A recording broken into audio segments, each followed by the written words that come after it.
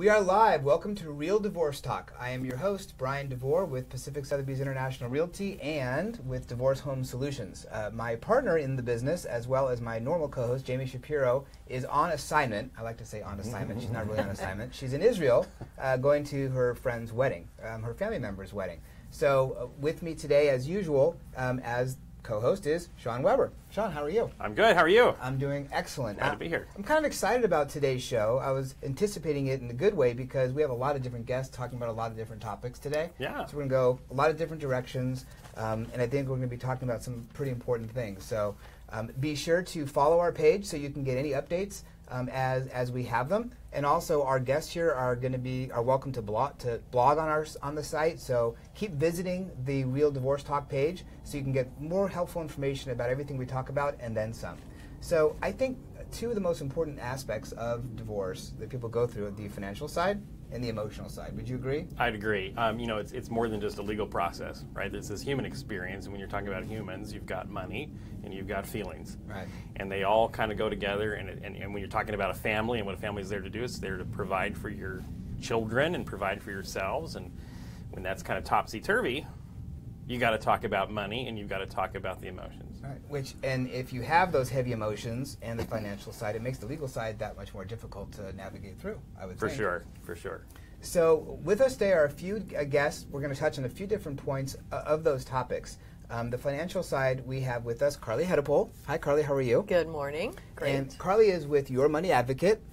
That's her business, and she is a certified divorce financial analyst. And for those of you who are watching who don't know what that is, it's someone who specializes in doing the financial aspects of the divorce to gather the information, gather the financials, and whether you're a neutral, we can talk about that, or working for one side or the other, to make the process go smoother so that everyone understands the financial pie, so to speak. Mm-hmm. Is that right? Yes. Great. And also with us is Eric Billock. How are you doing, Eric? Doing great. Good. Eric is with High Tech Lending, and I didn't know about this as I was going through my own divorce, about some of these specialties like CDFA, or what Eric does. His specialty is helping people who are going through divorce sort of navigate the mortgage side of divorce, whether you want to try to stay in the home and maybe one spouse is buying out the other spouse, or setting up the MSA, the marital settlement agreement, so that the spouse can purchase a home after the divorce. True. So we're going to be talking about that as well. So I'm really excited about that. And then in our second segment, we're going to be talking about more of the emotional side of divorce and how to have a good outcome in your divorce, because it's definitely possible. I tell people all the time, I show them a picture. Right before Thanksgiving, on the Tuesday before Thanksgiving, I went to my ex-wife's house, had Thanksgiving, or pre-Thanksgiving with her and our kids and her fiance and his son. So it's possible to have a positive outcome in divorce. So we hope you enjoy the show today and get a lot of good information. And make sure to invite anybody you know who is going through this difficult process to watch the show. And let's get started. So Carly, tell us a little bit about your background and how you got into the CDFA realm. My background has been in finance for over 30 years, and I love solving problems related to money.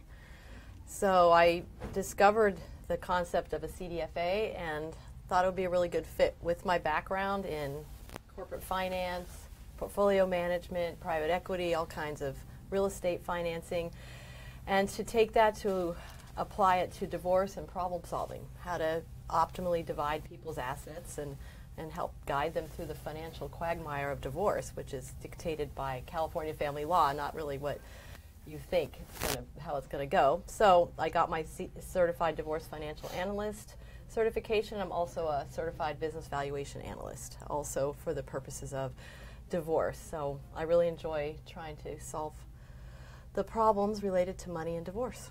So I'm glad you said the word problems, because I'm sure through divorce there are several factors that go into it that can create problems, and hopefully you have solutions for those problems. So tell us a little bit about that. Well, my motto for people is to try to keep your money in your family. And there's a number of ways that you can accomplish that, and there's mistakes you can make that more difficult. So, to me, the first theme is, how are we going to keep your money in your family? One of the biggest ways is to avoid paying unnecessary taxes. Don't have it leave your family and go to the IRS. If you don't consider tax consequences, then that money may end up going out in taxes that could have been anticipated and that problem could have been solved for. So that's one thing. Obviously, we've talked about this at the beginning of the segment, mixing money and emotion will make divorce more expensive. Right. So I think that's a big important factor to keep in mind. You know, getting the right tool for the task. Eric is a tool. If you have mortgage issues, you want to keep in house, he's the right tool for the task. Financial might be someone like myself. Legal be someone like Sean. So get the right tool for the task, get the best advice you can afford. You know, I think that a divorce is one of the biggest business decisions you'll make. You know, it's yes. biggest business transactions. And so you've probably seen situations where people didn't follow the right steps, right procedures, and then they paid for it afterwards.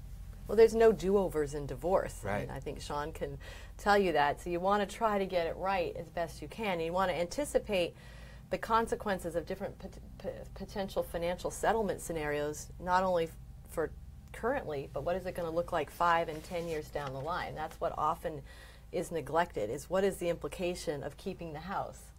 Am I going to inherit a bunch of capital gains taxes that I'm going to pay down the road and get a less deduction? Am I going to be able to afford that house 5 years later when the kids go off to college? I'm no longer getting child support.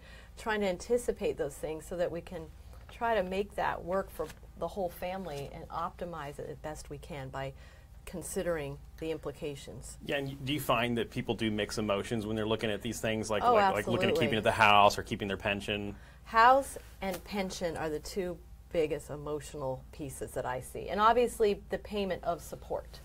The payor feels very strongly about that. And also the recipient has their own emotions tied to that. So there's a lot of emotion that comes into it. And that's where I can come in, or that's where the mediation team or the team comes in to try to separate those emotions from the money. Try to help show people, okay, well, this is the implication. If you want to make that decision, yes, it may be driven by emotion, but at least understand the implications of that decision. What does that mean? Right. You know, people still will make decisions driven by emotion, but at least you're helping them understand the implications so they don't wake up 5 years later and go, what did I do? Why did I do that? I wasn't thinking straight. I was being emotional. So we're just trying to help people just know the consequences, show them different ways to address their concerns. A lot of it's driven by fear, fear of the unknown. It's very fearful. You don't know, what is my life going to look like? What am I going to be able to afford? So trying to bring some clarity to that fear can help address the emotional side of it. And that's a numerical analyses and showing what their life could look like. Right. I remember, Sean, the first time we met, we were talking about the house, and you said the home is the marital museum. Right. You know, and so all the memories were there. And so people, I get this all the time, you know, obviously being in real estate and with the Divorce Home Solutions program that we have, Jamie and I talk to people who they want to keep the home, and we talk about why they want to keep the home. And sometimes it makes sense, but sometimes it's just, you know, they're holding on to something and it doesn't make financial sense. And you want to make sure you have that independent eye to look at it. You know, I've seen that too, like a lot of divorce mediations or legal cases. You have somebody that they try to go through, you know, financial jujitsu or gymnastics to figure out how they're going to stay in the house. And I'd say, I don't know about you, but 9 times out of 10 on those cases, we find out that the numbers just don't support doing this because the income isn't there for double homes the way it was, you know, before when you were able to pool your resources. And Right. so this emotional piece, it's there, and people are fearful. They're afraid, oh my gosh, what if I lose my house? What if I'm not? Where would I go? What if I'm not safe? What if my kids don't have the house? And really, when you do the math and you look at the numbers, and you have somebody like Carly who can just very raw, unadulterated, here's the numbers don't lie, you know, and help the clients kind of approach it like Spock would look at it. Right, exactly. You know, as opposed to this emotionally driven exercise. Not Dr. Spock, but Spock from Right. Star Trek. Well, and right? also Spock the Eric, Vulcan. Right. Eric getting input from someone like Eric Right. right in And the beginning that was will a perfect often segue. just Yeah, I love it will bringing give somebody us like the that. numbers and the input we need right up front. And the Right. biggest mistake people make is to not get the input from a mortgage specialist when it comes to wanting to keep the house, because that's the key. And that will usually put the issue to bed one way or the other Right. very early in the process, because then people don't waste a lot of time, money, and emotion on something that you find out later, oh, that was never feasible in the first place. And Right. They can't qualify. I appreciate you segueing to Eric, because that was exactly where I was going to go based on the conversation. It was perfect. So Eric Billock, again, with High Tech Lending. Eric, tell us a little about your background, how you got in the mortgage business, and what sort of attracted you, so to speak, to this realm. Well, I don't have a fantastic story on how I got in. I really had a knucklehead friend in the industry, and I thought if he can do it, I'm sure I can. That's kind of the honest truth. Is he still in it? He's not. Okay, so you're obviously more successful at it. But so that was back in '01, and really didn't start to put an emphasis on divorce until about 3 years ago. You know, obviously through 16 years of financing, you've come into transactions where people are going through a divorce.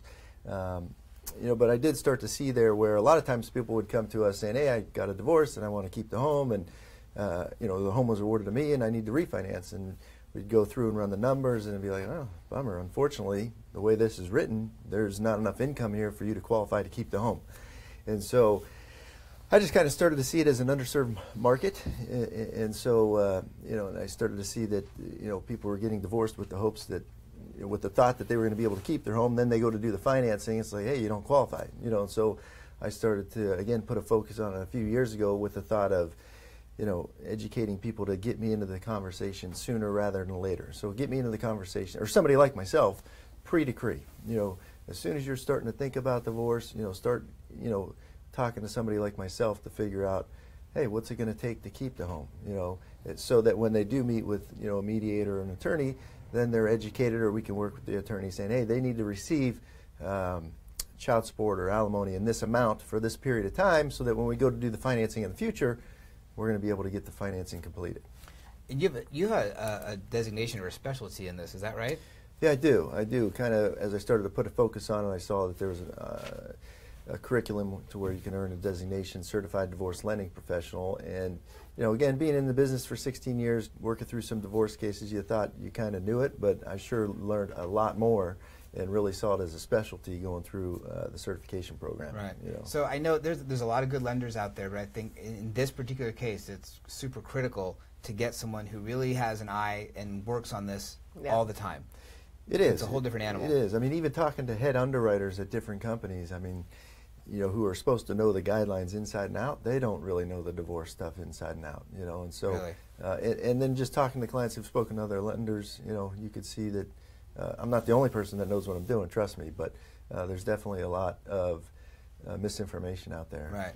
Yeah, I've noticed that. I mean, for my clients, when we're in the middle of the case, I like to get someone like you involved sooner rather than later, and I've referred to you before, and it's true. Just your run-of-the-mill lender may not have the knowledge of what's going on in the divorce situation, and I've seen mistakes made that have cost clients money, and mistakes made. They thought they could get lending and they're financing, they couldn't because they didn't qualify, because they didn't know what the rules were for when we're dealing with a divorcing couple. And someone like Eric can really help fill those gaps. Right. Yeah. So you look at two situations. You have the situation where they want to keep the house, and the situation where they don't want to keep the house. So in the situation where they want to keep the house, really it comes down to they have to refinance it in that person's name. Because I've experienced this. I've talked to people who are going through the divorce process. They're just beginning it, and they don't understand that. They think, oh, I get the house, and then we're good. No, it doesn't work that way. You're both on the loan. You're both on title. And that has to be different, unless you do a delayed sale. If you're just selling it right now, or keeping the house rather, that has to change. So that must be a hard conversation sometimes for you to have with people, and opens their eyes. I didn't know that. Yeah, well, it could be a little bit more frustrating or challenging when they're at like a 3.5% interest rate, and they're looking at refinancing, or the terms that they have on the loan that they have now are really good. But going through the divorce, if they want to keep the home and the outspouse, is going to want off that loan, the only way to make it happen is through refinancing. So, in unfortunate situations when they have great financing and maybe the market is not offering terms that are as good as what they have, right. But I'd say where we try to focus on, kind of like what you guys were talking about, is trying to pull the emotional side out of it. Really looking at, if you were to keep this home, really looking at it from a budgeting standpoint and from a long-term financial planning standpoint. Making sure that that you're not going to be so cash strapped that you're not, contributing to your retirement plans, that you don't have the right insurance policies in place, that you're not saving for your kids' college. Obviously, nobody likes change, and divorce is change itself. And then to have to change where you live is another, emotional thing. but we're really trying to really focus on, not only the short-term goals, but the longer-term goals to help them figure out, what's the best decision on how to, make a choice on. So, like you said, Carly, having the right tools and the right people in place, the right mediator, the right financial person, the right person to talk about the mortgage, whether you're going to keep the home, whether you want to sell the home, whatever. Having those right people, because we have a support group for people who are going through divorce. We had a meeting last night, and the people are just beginning the mediation process, and we were talking about just a couple basic things, and they were like deers in headlights. Because people don't go through divorce every day. Well, it's like going to a foreign country. You don't know the laws and you don't know the language. Right. Why would you know? Well, and you're coming into it with absolute sheer terror, right? Because I do a lot of divorces, right? But my clients don't, and so they come in and they're just absolutely wide-eyed, deer in the headlights, like you said, not knowing what to expect, and having all these expectations. And sometimes it helps to have good financial professionals that can help kind of have some clarity as what the expectations should be. And you've probably seen this, Eric, is that people don't realize that there's only so many things that the court can do, right? If you're in front of a judge, they can either sell the house or one of you buys the other one out. Right. And there's really no in between. And if you can't agree on who buys out, they just sell it. And one of the nice things about mediation and doing things outside of court is you can have control as opposed to the stranger of black robes. And so if you want to do something like a deferred sale or joint ownership over a period of time and then sell it later or whatever, you can be creative and using professionals like Carly and Eric to come up with solutions that maybe are creative and better for the family than just a straight, let's just sell the thing. And this is a very important key, very important key. And I love the analogy you use with the piece of paper. When you're going in front of a judge, this is how much information you know about your life. This is how much information your spouse knows about your life. This is as much information as your attorney may know. And by the time you keep folding the paper, this is really what the judge is making the decision on. So you much rather go with mediation and come up with a creative solution that involves these people who can make the best solution for your family versus going in front of a judge and all bets are off at that point. Yeah, that's for sure. Real quickly before we segue into the next segment, you brought up taxation. And we could talk about this for hours, but we don't have hours. We were talking about it earlier. There's potential new laws coming in. There's a different House bill and a Senate bill that talks about taxation relative to alimony. So can you talk briefly about that?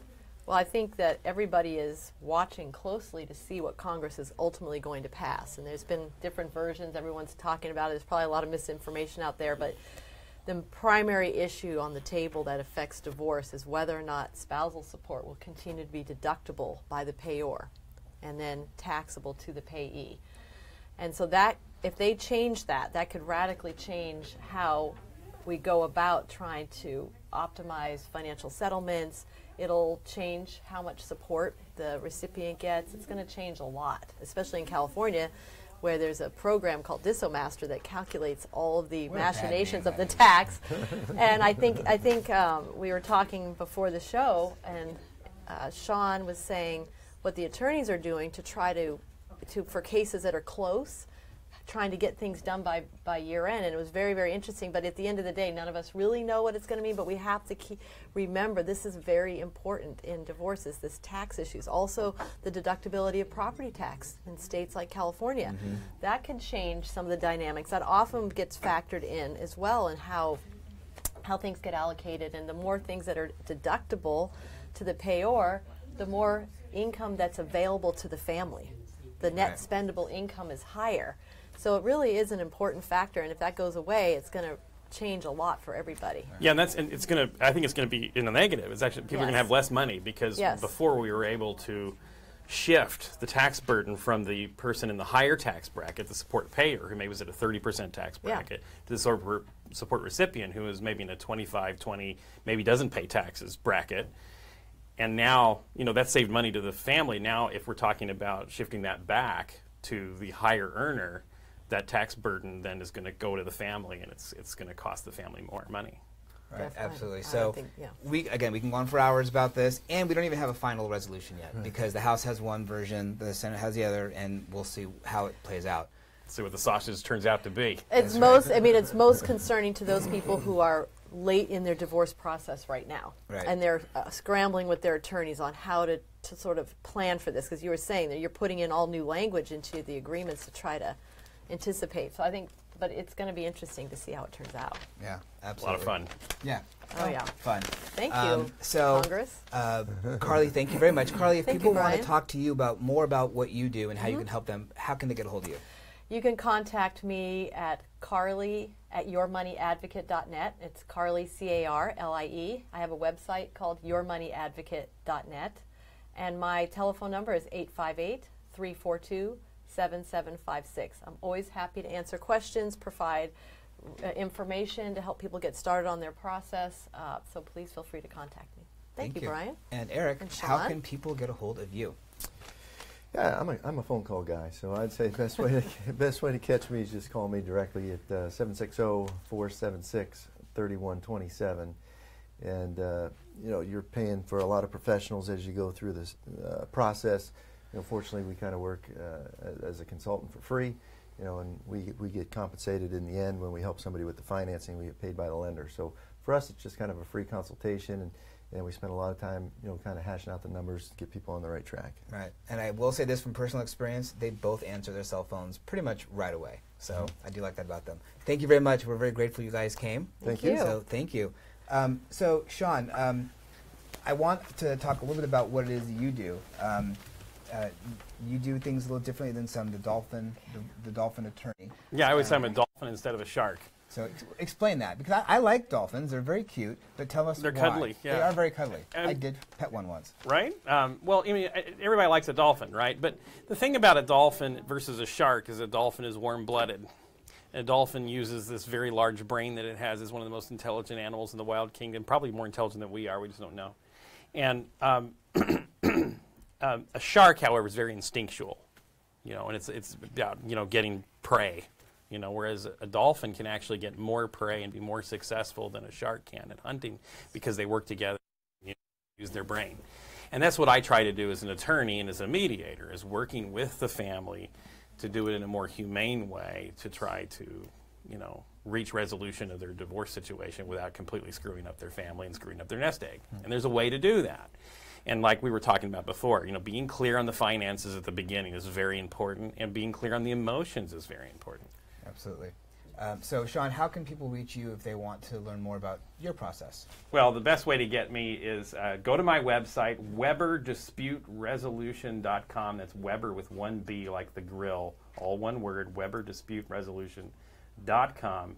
Or you can call my office, 858-410-0144. See, I'm smiling because Sean didn't realize that they wanted us to be looking at that camera for that instead of that camera. They switched it up on us. We're told one thing, and now we're doing something different. So. Do you know where to get me? It's WeberDisputeResolution.com. Right. And speaking of switching up things, we have two new guests who joined us. So we had two guests who left us. Now we have two guests who joined us. Welcome. Welcome. Thank you very much for joining us. We'll talk to our guests in a moment. But in the beginning, we talked about the two aspects of divorce. You have the financial, two important ones, the financial side and the emotional side.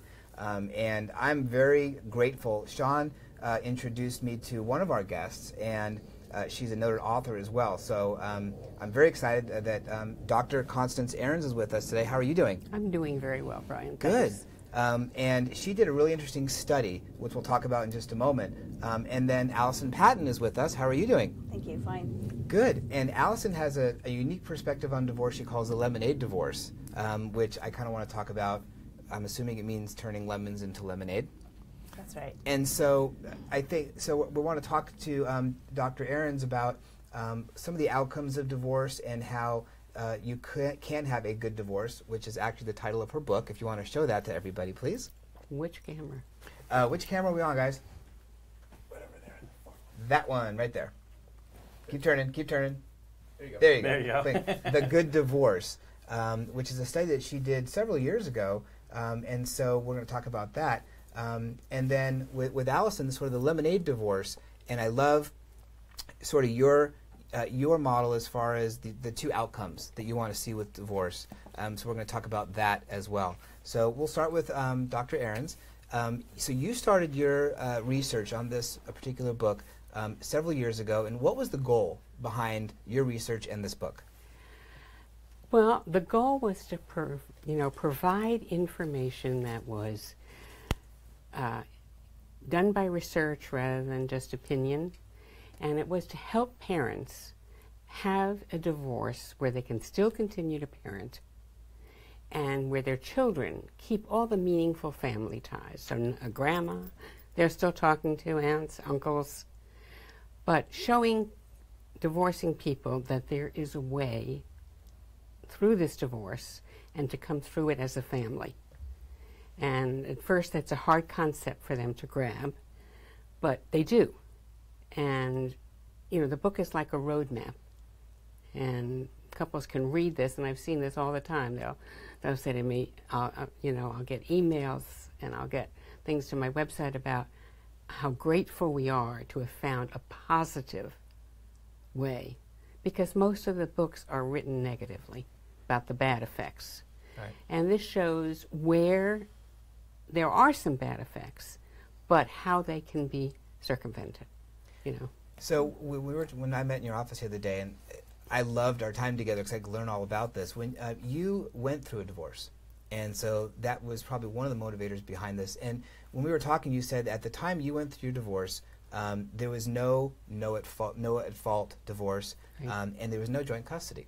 Correct? And that during that time, it was just the norm that divorce equals bad relationship. Mm-hmm. And you didn't feel that was right. There was something instinct in you that said that can't be right. So tell us about how you went about finding out the results of what you came out with. Well, I think, it's interesting, Brian, when we did talk about that, and certainly my own divorce in an era when it wasn't very hopeful, where it was devastating and seen as devastating. So I was able then, I taught at the University of Wisconsin at that time, and I was able to get money from the National Institutes of Mental Health to do a study where I had 98 pairs of divorced spouses 1 year post-divorce. So it was both mom and dad. They all had children. And to see what the relationships looked like, which relationships worked better for kids. And I followed up 20 years later, as you know, with the kids. So we'll talk about that as well. But, which relationships worked and how did you get there? And out of that came 5 kind of interesting typologies. Mm-hmm. I have written down in case I forget them again? Exactly. Okay. So if you think a continuum, you've got on one side very high conflict divorced couples, and on the other side you have very friendly divorced couples. So in between, so actually even though we categorize them, they really run along this continuum. But the categories are the perfect pals, cooperative colleagues, angry associates, fiery foes, and dissolved duos, where one person disappears totally. And they're helpful categories for people. They can place themselves someplace. And if they're in the angry associates, they can say, well, how do we move to become cooperative colleagues? What do we need to do that? Right. And you started with 98 couples. Correct. And you followed them during their divorce, 1 year later, 3 years later, and then 5 years later. Correct. Not during the divorce, but 1, 3, and 5 is okay, correct. 1, 3, and 5. And one of the things that I thought was fantastic, but only 2 of the 98 sort of dropped out of the study. Yes. The rest of them stayed in with the study. The other thing that was sort of fascinating to me, you told me 38% of the couples that you were working with or you were studying were in the perfect pals and cooperative. Yeah, mainly cooperative colleagues. Very small group of perfect pals. Okay, so 38% were in the cooperative colleagues. Yes. Against what, at the time, people thought was happening with divorce. That's right. And I love to hear that because it does show that the outcome doesn't have to be so negative. Absolutely. And I think it makes a difference in our culture and in society if we say, your family doesn't have to disintegrate. There is a way that you will come out of this, still have a family, you'll have a dual household family, or what I've called the binuclear family, and you can still, across these households, have some kind of relationship that allows for you to raise these children. That's the major point, where the focus is on the children. and what they need to grow up with some safety, security, both parents, and get on with their lives. One of the things I love that you said when we were together, because it's the exact same two things that I focused on in my divorce, that you focused on in your divorce. Taking the high road and putting the kids first. Yes. So my guess is the families that were in that 38% and then some, they were focusing on the children more than they were focusing on the negative emotions they may have had towards Yes. each other. You know, I think my experience with this is, with working with divorce for so many years, is that I think parents want to focus on the kids. They can't always. The emotions are so high.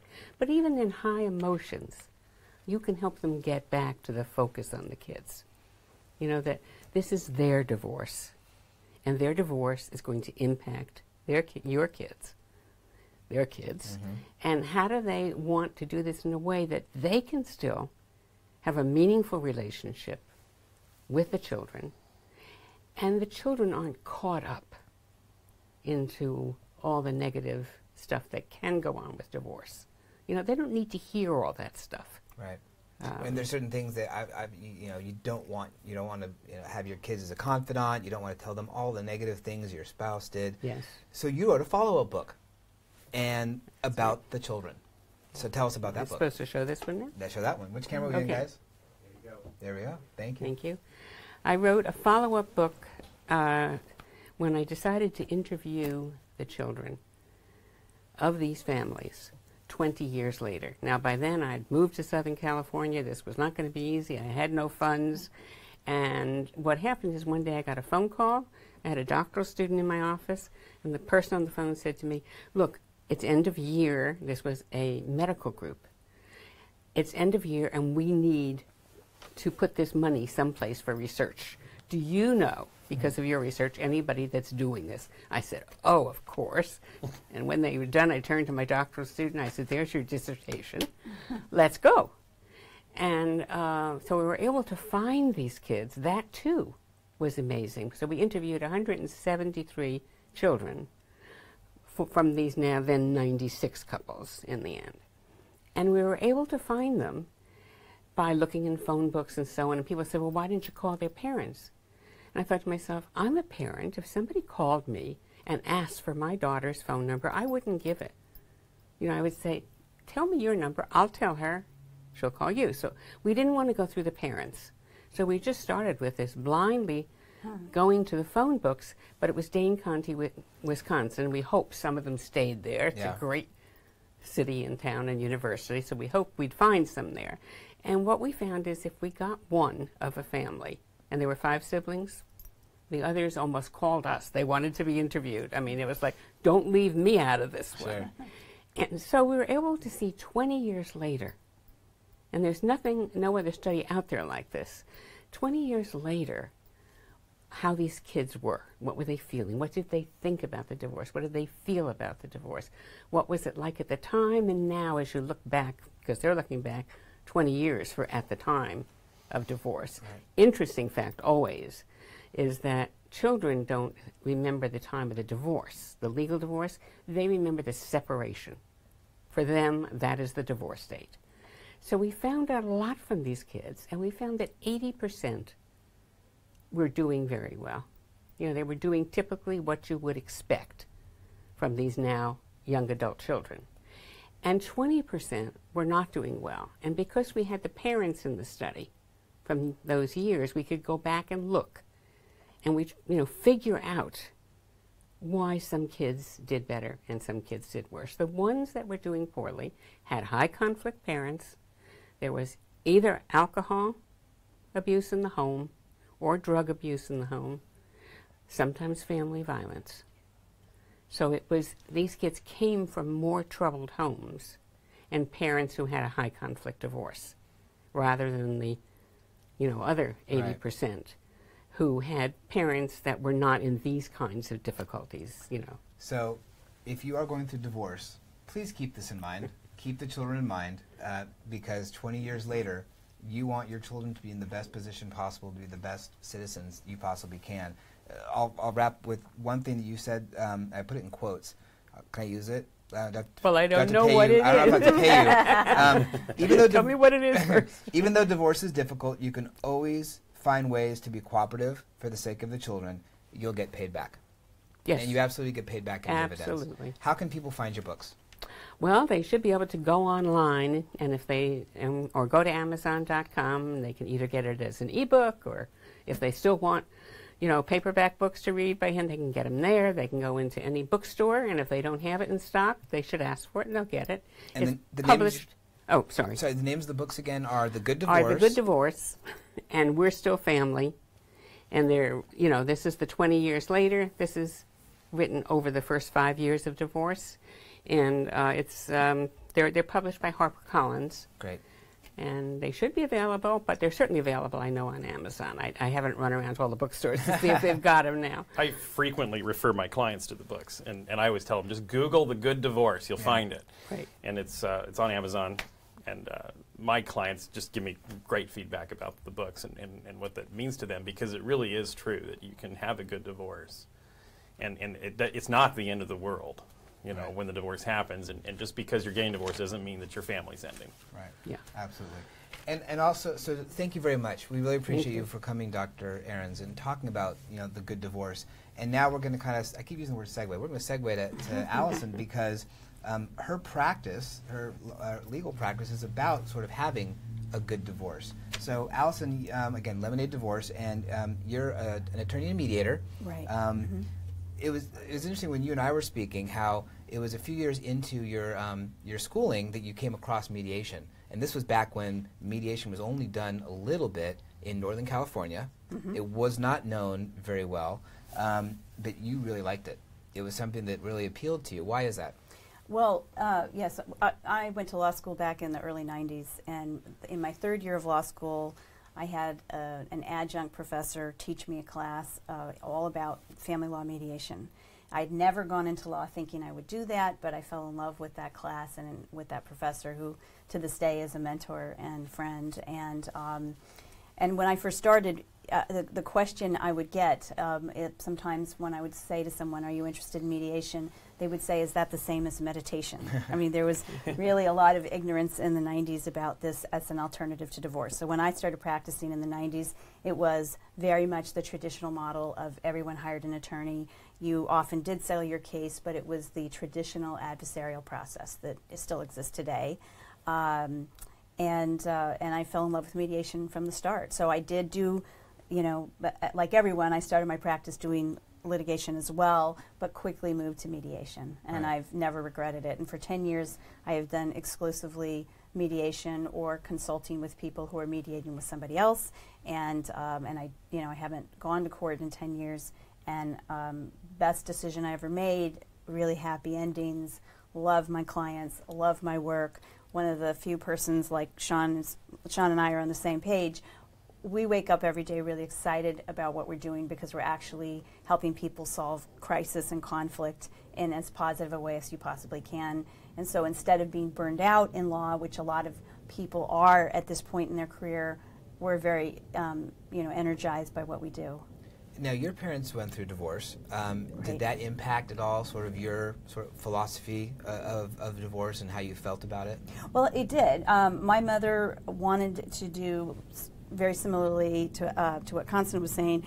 She wanted to do a good divorce back in the 80s, and she did her best to do that. So did my father, but there was not a model for that. And so really they kind of vibed it out, tried to do it themselves, and it ended up, they're both, my father's 79, my mom's 80, and they're still friends, and they have been friends through, since when they divorced in the early 80s. But there was no model for that at all. And because of that, I think that it was harder for them to achieve their goals. And I think being a child of divorce, I saw the struggles they had trying to figure out how to do it themselves when there was really no model. And part of my commitment is to children.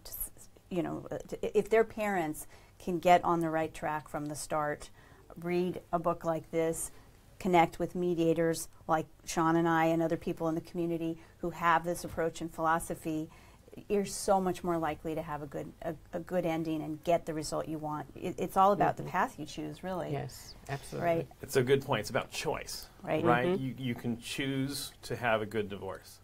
And it takes some work, right? And I universally, like your parents who really made a choice to not have a horrible divorce, and they struggled because they didn't have a process like available today, but you can take control and take it away from the courts and decide how your divorce is going to be. I mean, when you're, I'm sure when they're with you, you're not telling them what to do. You're facilitating, right? Right. You're facilitating. Absolutely. Yeah, Absolutely. And you know, you probably have the same experience. Every now and then you have that moment. I'm sure you've seen it too, Connie. Yes. Is that moment where the light turns on and you see that they see that there's a Yes. light at the end of the tunnel, and that their life isn't ruined, and that their kids are going to be okay, and it's this relief, you know, and that just really brings joy. That's Right. the payday for me. I don't know about you.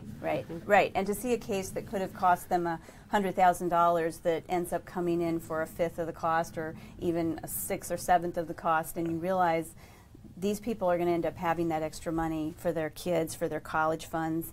That's also really rewarding. I would say only one thing, though, which is, and I know we have all seen this, there are a small number of cases where one of the spouses will not get on board with that model, and it might be because these are your high conflict divorces, Yes. and those are hard cases, and sometimes only one person can walk that path, but most cases, I would say, can do this good And divorce. even those cases, I've learned, they can mediate and they can stay out of court, and it's better for them to be in a process where that conflict can be contained and managed by some professionals than to be in a situation where they're in court and it's just...